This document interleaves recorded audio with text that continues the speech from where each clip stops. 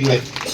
மாதரப்பாக்கம் பகுதியில் பார்த்தோம்னா ஒரு பள்ளியில் தன்னிறைவுற்ற அளவிற்கு சுகாதார கட்டிடங்களாக இருக்கட்டும், சத்துணவு கட்டிடமாக இருக்கட்டும், அதே போல் பள்ளி அறைகளாக இருக்கட்டும், தன்னிறைவு அடைந்து விட்டது என்கின்ற அளவுக்கு ஒரு பள்ளியை கொண்டாந்துருக்கிறோம்.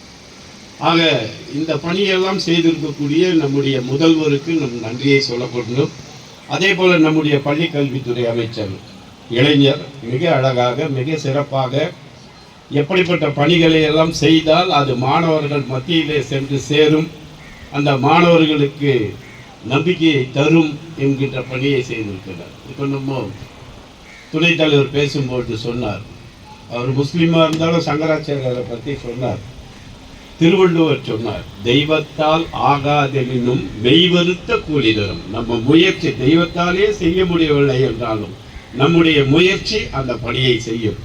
ஆனால் நாங்களெல்லாம் முயற்சி செய்யாமலே நம்முடைய முதல்வர் அங்கே இருந்து சிந்தித்து செயல்பட்டு இந்த பள்ளியிலே படிக்கக்கூடிய தமிழக முழுவதும் இருக்கக்கூடிய பள்ளியில் படிக்கக்கூடிய மாணவ மாணவியர்களுக்கு அந்த திட்டங்களெல்லாம் கொண்டு சேர வேண்டும் என்று அந்த திட்டங்களை வகுத்து கொண்டிருக்கிறோம்.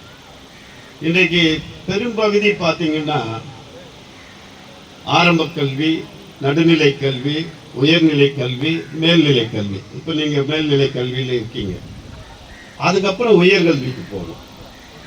அந்த உயர்கல்விக்கு போகும் பொழுது இந்த பெண்களுக்கு நிச்சயமாக ஏதாவது ஒரு இடத்துல தடைபாடு இருக்கும். ஒரு 50% 60% கூட இல்லை, 50% தான் உயர்கல்வி படிக்கின்றார்கள். மற்றவங்கெல்லாம் உயர்கல்விக்கு போறதில்லை. இதை மனதில் கொண்ட நம்முடைய முதல்வர் அவர்கள் கடந்த ஆண்டு புதுமை பெண் என்ற ஒரு திட்டத்தை கொண்டு வந்து தன்னுடைய தாயாக இருந்தாலும் தந்தையாக இருந்தாலும் சகோதரனாக இருந்தாலும் நீ உயர்கல்விக்கு போக வேணாம், அந்த அளவுக்கு எங்களாண்ட பண வசதி இல்லை, அது இல்லாமல் நீங்கள் வெளியூரில் போய் படிக்கணும், இப்படியெல்லாம் ஒரு தடைகளை உருவாக்குவாங்க. இதனை அறிந்து நம்முடைய முதல்வர் அவர்கள் புதுமை பெண் என்கின்ற திட்டம் கொண்டு வந்து உயர்கல்வி படிக்கக்கூடிய உங்களுக்கு மாதம் 1000 ரூபாய் வழங்கி அந்த திட்டத்தை அறிவித்திருக்கிறார். இது ஒரு பெரிய திட்டம். இன்றைக்கு பார்த்தீங்கன்னா உயர்கல்வியில் ஏறக்குறைய 23% அதிகமாக மாணவியர்கள் சேர்ந்திருக்காங்க. முதல்ல புதுமை பெண் திட்டம் அறிவித்தார்.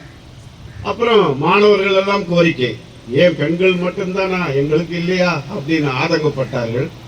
அதனால அவர்களுக்கு தமிழ் புதல்வன் என்கின்ற ஒரு திட்டத்தை கொண்டு வந்து அவர்களும் உயர்கல்வி படிப்பதற்கு மாதம் 1000 ரூபாய் வழங்கக்கூடிய திட்டத்தை நம்முடைய முதல்வர் அறிவித்திருக்கிறார். நம்முடைய முதல்வனுடைய எண்ணம் சுகாதாரம், கல்வி, இந்த ரெண்டுல, அதே போல உணவுத்துறை, இந்த 3 கையில் எடுத்து இந்தியாவில் இருக்கக்கூடிய மாநிலங்களிலேயே அதிகமாக கல்வியை பெறக்கூடிய மாநிலம் நமது மாநிலமாக இருக்க வேண்டும் என்று அந்த திட்டத்தை முறையாக செயல்படுத்தி கொண்டிருக்கிறார். அதே போல சுகாதாரத்துறை எடுத்துக்கிட்டிங்கன்னா நிறைய பணிகள். இன்றைக்கு நம்ம கும்மிடிப்பூண்டி மருத்துவமனையில் பார்த்தீங்கன்னா கடந்த ஆண்டு காலத்தில் எப்படி இருந்தது, இன்றைக்கு எப்படி இருக்குன்னு பார்த்தாவே தெரியும். இன்னைக்கு டயாலிசிஸ் பண்ணக்கூடிய வசதியெல்லாம் கூட நம்ம கும்மிடிப்பூண்டி பொது மருத்துவமனைக்கு கொண்டு வந்திருக்கின்றோம். வர இருக்கக்கூடிய இன்னும் ஒரு 3 மாத காலங்களுக்குள் 2 கோடி ரூபாய் மதிப்பீட்டில் G+2 கட்டிடங்கள் கட்டி அந்த மருத்துவமனையை சீர் செய்ய போகிறோம். இதெல்லாம் நாம் செய்யக்கூடாது, நம்முடைய முதல்வர் அதில் செய்து கொண்டிருக்கின்றார். அதே போல தமிழ் புதல்வன் என்கின்ற திட்டம், அதே போல நான் முதல்வன் என்கின்ற திட்டம். நான் முதல்வன் என்கின்ற திட்டம் இங்கே செயல்படுத்துங்களா? நான் முதல்வன் என்கின்ற திட்டம் என்னன்னா, நம்ம ஏட்டுச்சுரக்காய் கறிக்க ஆகாதுன்னு சர்க்கரைன்னு எழுதிட்டு வாயில போட்டுக்கிட்டா இனிக்குமான்னா நிச்சயமா இனிக்காது. பயிற்சி வேணும் உங்களுக்கு, திறன் பயிற்சி. ஒரு தொழிற்சாலைக்கு போறீங்க, இல்லை ஒரு மருத்துவமனைக்கு போறீங்க, இல்லை நீங்க